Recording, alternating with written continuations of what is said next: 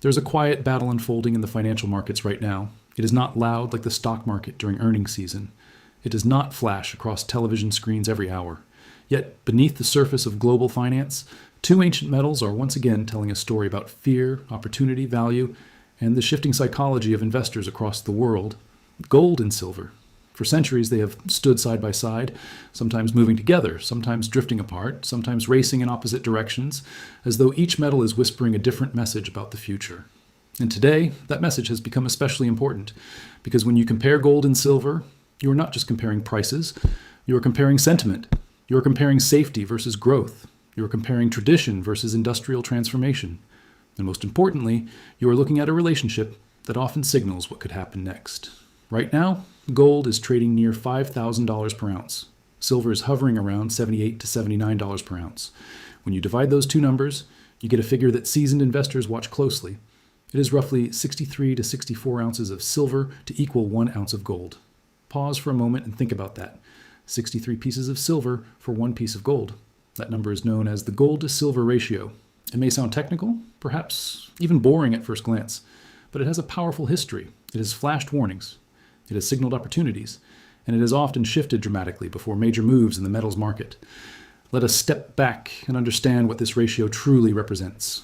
The gold to silver ratio is simply the price of gold divided by the price of silver. That is all. No complex formulas, no hidden indicators. Yet within that simplicity lies insight. When the ratio rises, gold is outperforming silver. When the ratio falls, silver is outperforming gold. It is a reflection of preference. It is a reflection of confidence. It is a reflection of how investors are positioning themselves for the future. Historically, this ratio has moved within wide ranges. Over very long stretches of modern market history, the average has often floated between 50 and 70 to 1. There have been periods when it spiked far higher and moments when it compressed much lower. Each extreme told a story about market stress or market enthusiasm. Now consider something important. Just a year ago, during heightened economic anxiety and geopolitical uncertainty, the ratio surged above 100 to 1. That meant it took more than 100 ounces of silver to equal 1 ounce of gold. Silver was deeply undervalued relative to gold during that time. Investors were crowding into gold as the ultimate safe haven, while silver lagged behind. What does that tell us? It tells us that fear was dominating the market. Gold, the traditional store of value, was being embraced as protection. Silver, with its industrial identity, was not yet receiving the same attention. But markets evolve. Sentiment rotates. Conditions change.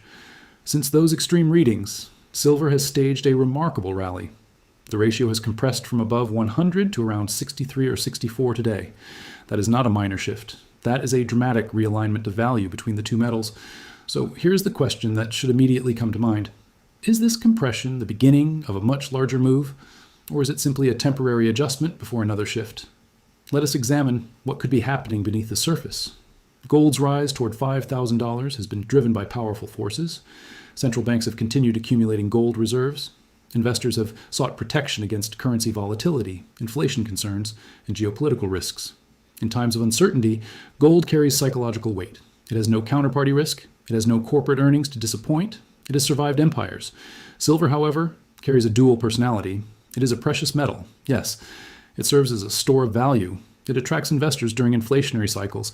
But silver is also an industrial metal. It is used in solar panels, electronics, electric vehicles, medical devices, and advanced technologies. It sits at the intersection of financial markets and the real economy. That dual identity makes silver more volatile than gold. When industrial growth expectations strengthen, silver can surge ahead. When economic fears dominate, gold can pull away. Right now, the compression of the gold to silver ratio suggests that silver has been gaining ground. That could be interpreted in several ways. Perhaps investors are becoming more confident about industrial demand. The global push toward renewable energy continues. Solar installations require significant silver input. Electric vehicles and advanced electronics rely on silver's conductivity. These structural trends are not short-term headlines. They are multi-year transformations. Or perhaps something else is unfolding. When ratios reach extreme highs, as they did above 100, markets often revert toward historical norms. This phenomenon, known as mean reversion, can create powerful price movements. If gold remains stable while the ratio compresses toward 50, silver would need to rise substantially. Let us run the numbers calmly.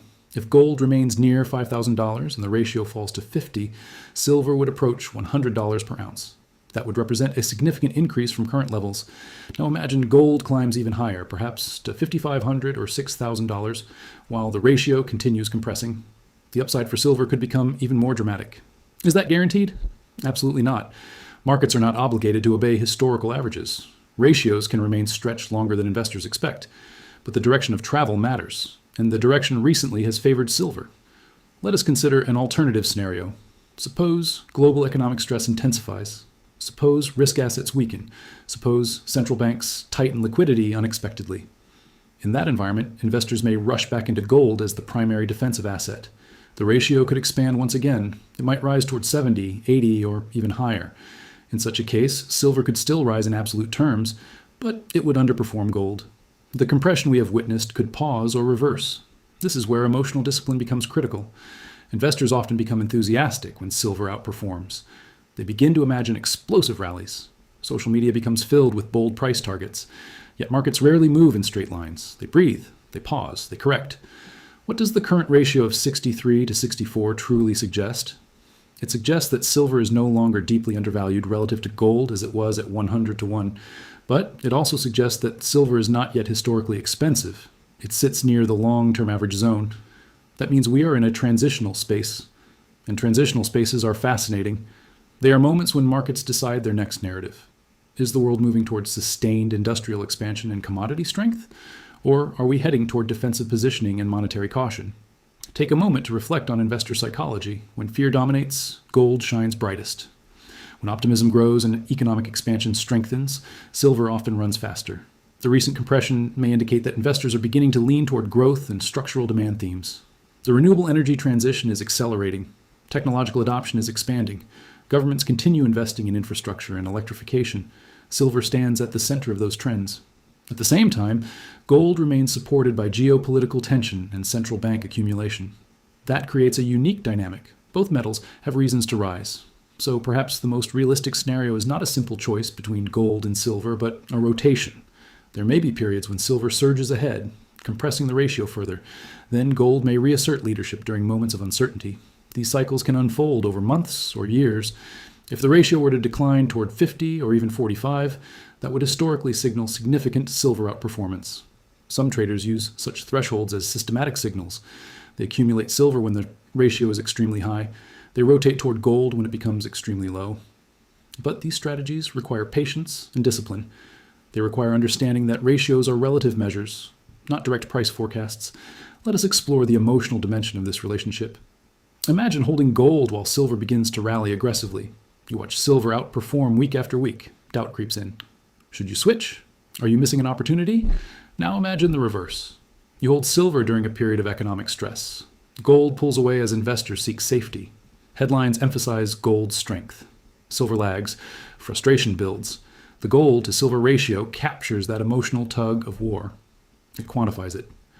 At 63 to 64, we are witnessing a balanced but dynamic relationship. Silver has already made a powerful move from undervaluation toward equilibrium. The question now becomes whether that equilibrium will shift further. Consider the supply side. Silver production is often a byproduct of mining other metals such as copper, lead, and zinc.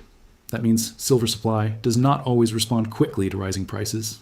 If industrial demand continues expanding, structural deficits could tighten the market.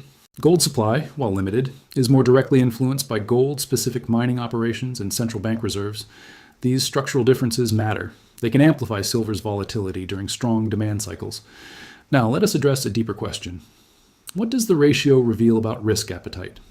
When the ratio declines, it often signals that investors are willing to embrace more volatility in exchange for potential upside. Silver is historically more volatile than gold. A falling ratio suggests that market participants are leaning into that volatility. Conversely, a rising ratio indicates a preference for stability and security. Ask yourself this. In the current global environment, do you see rising confidence or rising caution? The answer to that question may shape the next major move in silver. It is also important to consider macroeconomic data. Interest rate expectations, inflation trends, currency strength, and liquidity conditions all influence precious metals. A weakening currency environment often supports both metals. Real interest rates play a crucial role in determining opportunity cost. If real yields decline, precious metals often benefit. In such a scenario, silver could leverage both monetary and industrial narratives simultaneously. If real yields rise sharply, pressure could emerge. Another layer involves investor positioning in futures markets and exchange-traded products. Large inflows into silver funds can accelerate price momentum. Conversely, heavy speculative positioning can create vulnerability to corrections. The gold to silver ratio does not exist in isolation. It interacts with all these variables. Now imagine a scenario in which gold remains steady near $5,000. The ratio gradually drifts downward over several months toward 55. Silver edges higher, crossing 85, then $90 per ounce. Media attention intensifies. Retail investors return. Momentum builds. Would that be irrational? Not necessarily. It would be a logical extension of continued compression combined with stable gold pricing. But imagine instead that gold surges toward 5,500 due to unexpected geopolitical shock. The ratio expands to 70. Silver struggles to keep pace, rising modestly but lagging. Investors interpret gold's strength as defensive positioning. Which scenario feels more plausible to you? That is the heart of the debate. The beauty of the gold to silver ratio is that it removes some emotional bias. It focuses on relative value rather than absolute price. You may ask, should one choose gold or silver? Perhaps the better question is how the relationship between them is evolving. At present, the compression from extreme highs toward historical norms suggests that the period of severe silver undervaluation has passed. But it does not necessarily mean that the move is complete. Markets often overshoot. If silver momentum continues, the ratio could decline further before stabilizing. And here's an important thought. During previous commodity supercycles, silver has sometimes outperformed gold dramatically in later stages. It becomes a high beta expression of precious metal enthusiasm. Once investors become convinced that metals are in a sustained bull market, they often rotate towards silver for greater percentage gains. Are we entering such a phase? It is too early to declare with certainty. But the compression trend certainly invites that possibility. At the same time, caution is necessary. Rapid rallies can attract speculative excess. Corrections can be sharp. Silver's volatility can test conviction. Therefore, understanding the ratio can help maintain perspective. If the ratio were to approach 50, one might begin evaluating whether silver is becoming relatively expensive. If it were to expand back toward 80 or 90, one might reassess silver's relative value. This is not about prediction. It is about preparation. The metals market is often driven by narratives. Inflation fear, currency debasement, industrial revolution, energy transition, geopolitical conflict. Right now, multiple narratives are overlapping. Gold benefits from geopolitical uncertainty and central bank demand. Silver benefits from a technological transformation and industrial expansion.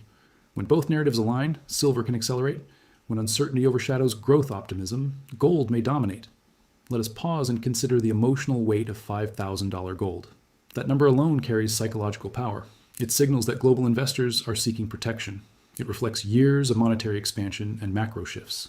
Silver at $78 or $79 is also historically significant. It indicates that industrial and investment demand have elevated its status far beyond previous decades. These are not trivial levels. They suggest we are living through a meaningful chapter in metals history. So where could silver move next?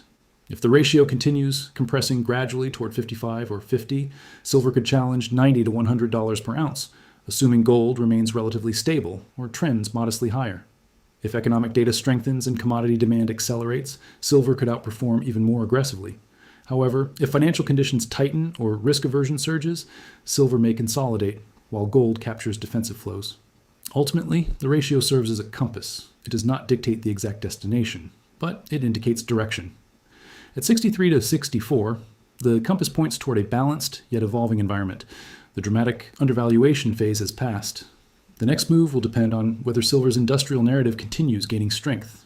Ask yourself once more, are global economies investing heavily in electrification, renewable energy, and technology?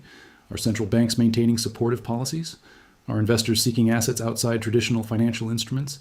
If the answer leans toward yes, silver's case strengthens. If fear dominates and liquidity contracts sharply, gold's leadership could reemerge. The gold to silver ratio captures that tension in a single number. And numbers, when understood deeply, can speak volumes. Before making any allocation decisions, it is essential to evaluate your own risk tolerance. Silver's volatility can create opportunity, but it can also create discomfort. Gold's stability can provide reassurance, but it may deliver slower percentage gains during aggressive cycles. The relationship between the two is not a rivalry. It is a dance. Sometimes gold leads, sometimes silver spins ahead. The ratio tracks their choreography. As we stand at this moment with gold near $5,000 and silver near 78 to 79, the market is asking a quiet question. Which metal will lead the next chapter? Will silver continue compressing the ratio, reflecting confidence in industrial growth and sustained demand? Or will gold reassert dominance as global uncertainties persist? No single indicator provides certainty, but the gold to silver ratio offers clarity. It tells us that silver has already reclaimed significant ground. It tells us that extremes have normalized. And it tells us that the next move may depend on how the world balances fear and progress.